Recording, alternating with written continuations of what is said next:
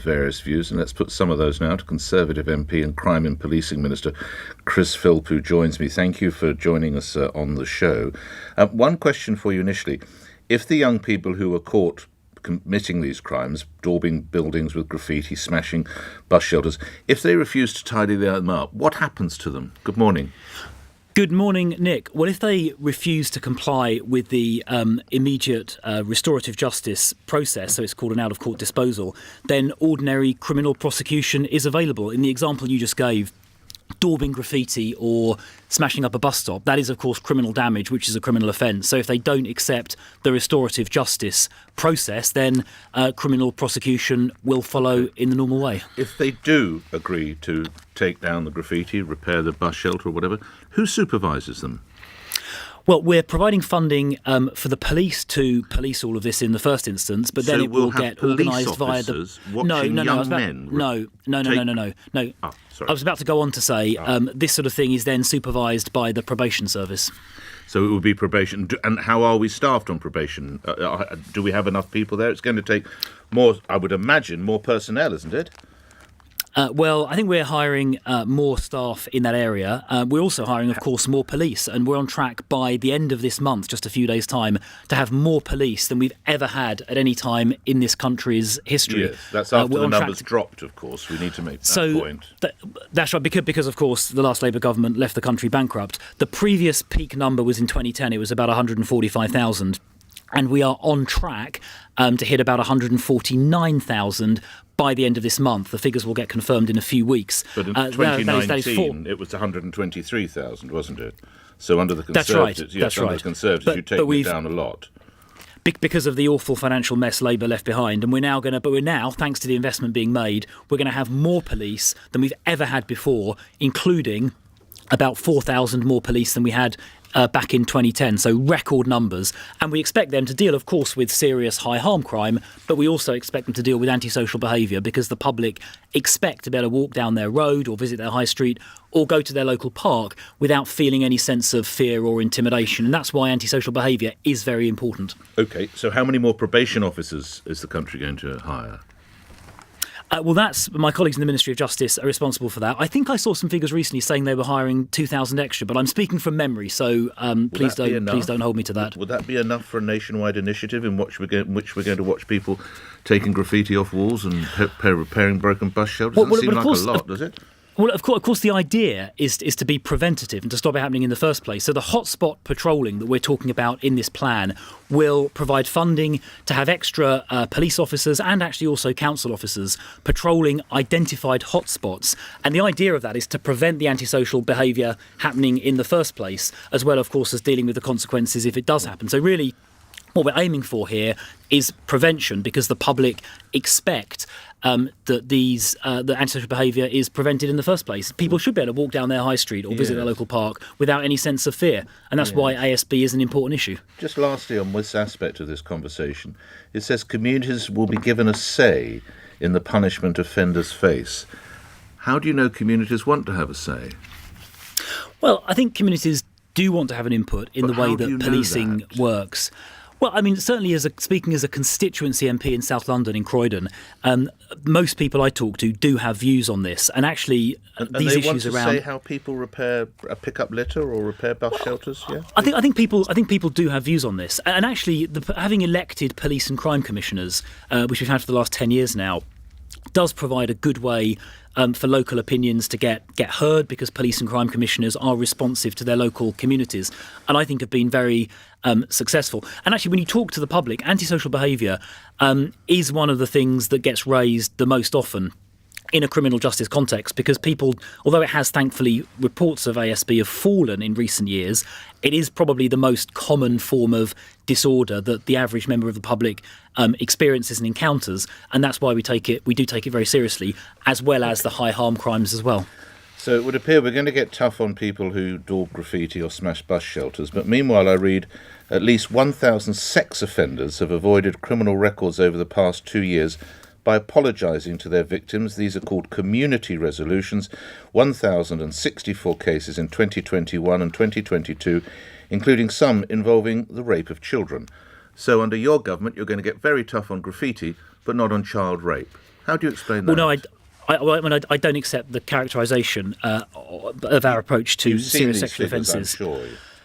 Well, I've seen the report on things on the front page of today's Daily Mail. I've seen the police quotes in that saying that where these community resolutions were used, it was with the victim at the victim's request or with their consent. But we do take these offences extremely seriously. We've recently changed the law to make sure rapists spend longer in prison, something which Labour extraordinarily voted against. We're running a particular project called Operation Soteria, designed to increase rape conviction rates, which have in the past been too low. Those are now thankfully increasing.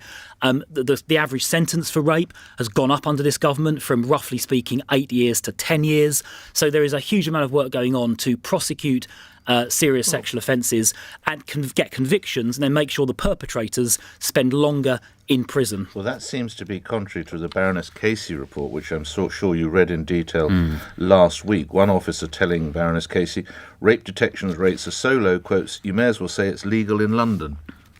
Rather different. Well, as I said a moment ago, rape conviction rates have been too low. That is the blunt truth, and that is why Operation Soteria has been kicked off a couple of years ago, which is a project to significantly increase rape conviction rates. The target, we're on track to double rape conviction rates, and I think as of September last year, they'd gone up by about 50%.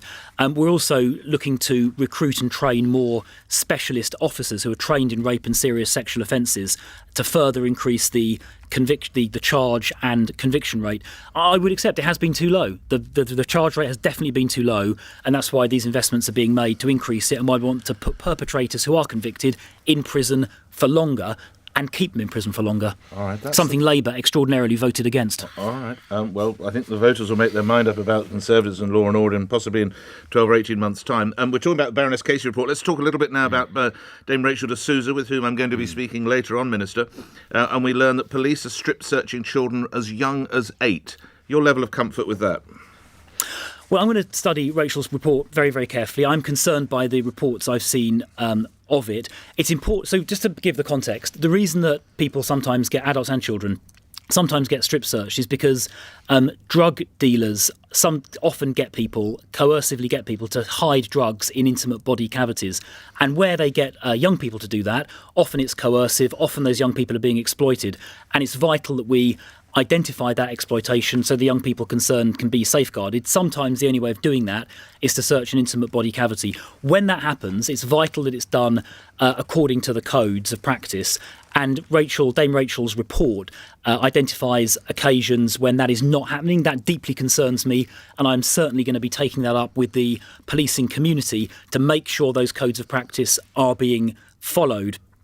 In about half the cases, there is further action. Something is found. On average, there are about 2 a day of these searches taking place.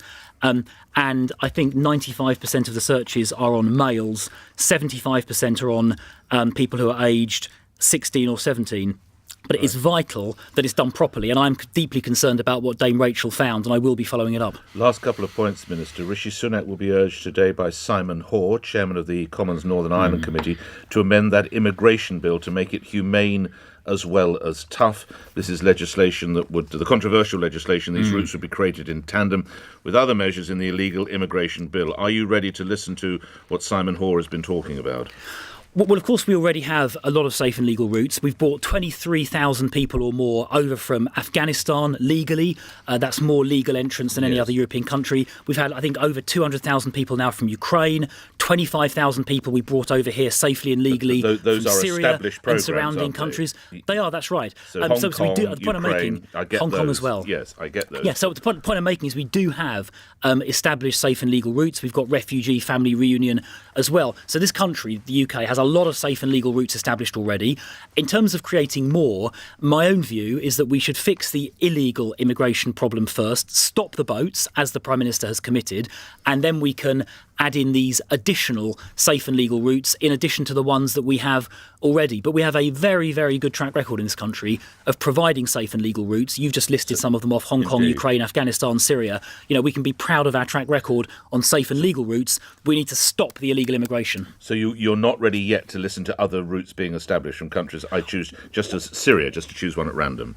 Well, we've brought in 25,000 people from Syria since 2015. So I think the government is willing to establish new safe and legal routes. That is the express commitment. But I think in terms of sequencing, we've got to fix the illegal immigration problem first. Lastly, noting that you were Kwasi Kwarteng's number 2 at the Treasury, is Mr Kwarteng worth £10,000 a day?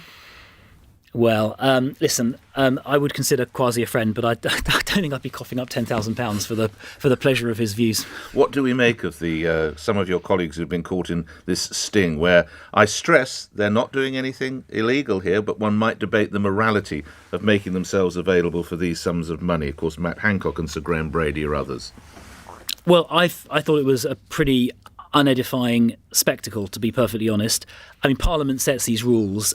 There are rules around transparency. So had those interviews or those offers or whatever you want to call it been genuine, it would have all have been publicly disclosed for the media and the public to look at. So I think that's important. I think secondly, Parliament has recently tightened up the rules, basically prohibiting paid lobbying, which is important as well. Beyond that, I think you have to look at there's a number of different situations. So there are some MPs like Maria Caulfield, who was a nurse before becoming an MP, who does shift work as a nurse. Other people do work on like family businesses or on a family farm, that kind of thing. So there are quite a few shades of grey here. But I found those videos, I must be honest, a pretty unedifying spectacle. Grateful for your time. Conservative MP, Crime and Policing Minister Chris Philp appearing here on LBC 1 minute after 8. Let's get the latest headlines from Holly Harris. On your radio, on Global Player, and Play LBC. leading Britain's conversation. This is LBC. From Global's newsroom.